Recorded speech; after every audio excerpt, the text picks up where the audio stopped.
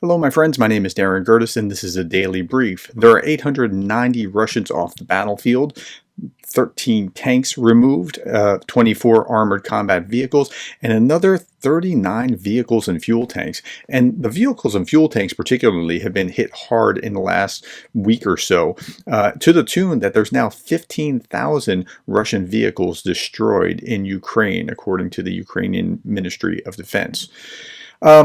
Most of the news that I want to point to is more political than military today. China has increased dual-use military support for Russia's war in Ukraine. U.S. National Security Council and other officials say that China is sending propellants for missiles, turbojet engines, machine tools for the defense industry, optics, satellite imagery. And so China is... They're within the lines, but sanctions should be coming in the same way that they came to Turkey. So here's Anton Gershenko talking about Turkey. Turkey's trade boom with Russia stalls as sanctions bite, according to Bloomberg.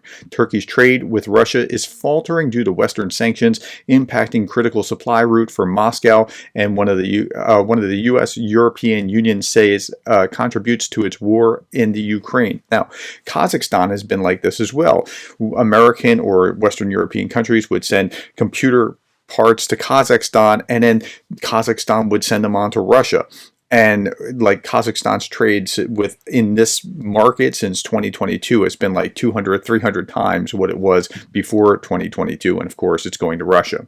Its exports, this is Turkey again, its exports to Russia plunged 33.7% in the first quarter compared with the same period in 2023. According to preliminary data released Thursday by Turkish Trade Ministry, Turkish exporters of machinery products who benefited the most from a sharp increase in shipments to Russia may see their sales shrink by $1 billion this year due to ambiguous and rapidly expanding sanctions and struggles with the supply of goods potentially for military use.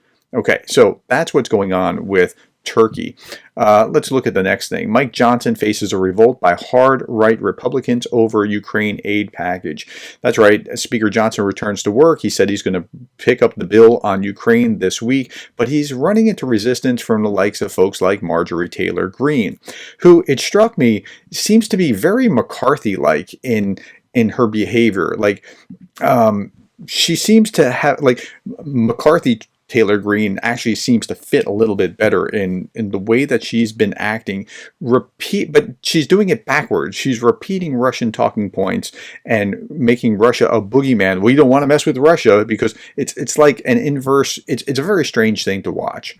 Okay, Ukraine to agree to loan terms for financing military aid from the USA to Ukraine.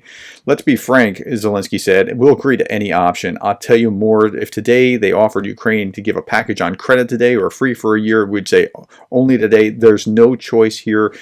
Our choice is one, to survive and win. They have to take whatever terms. They know it. They'll take anything. So now this is your opportunity because, again, David Cameron's over there lobbying. Your opportunity to actually make a difference. Call this number, 202-225-2777, to tell. This is directly to Mike Johnson's office. I'll put this video at the end so that you can see it. It'll pop up at the very end. Or you can contact your congressman now. Like, if there's, I can't think of a more optimal time than right now to do this thing. And I'll put both of those videos at the pop-ups at the end of the screen so that you can see instructions exactly how to do what to do. Last little thing. This was really interesting. Russia's running out of doctors. On April 2024, April 3rd, 2024, the chairman of the Russia State Duma stated that there was a shortage of 30,000 doctors. Well, part of them fled, and part of them are in Ukraine, and they also have a system where doctors are pretty poorly paid. It's like, I've been to the former Soviet Union where in one country, lawyers, police, and doctors were the three worst paid professions, and I could hardly think of a better way to jack up your system than doing that, but they're actually running short of doctors. Okay, some great news. I have an interview with Arthur Rehi very shortly. Please be looking for that. Thank you for the time. Thank you for the likes, the shares, the subscribes, and the coffees, and thank you for being the kind of person that cares about Ukraine.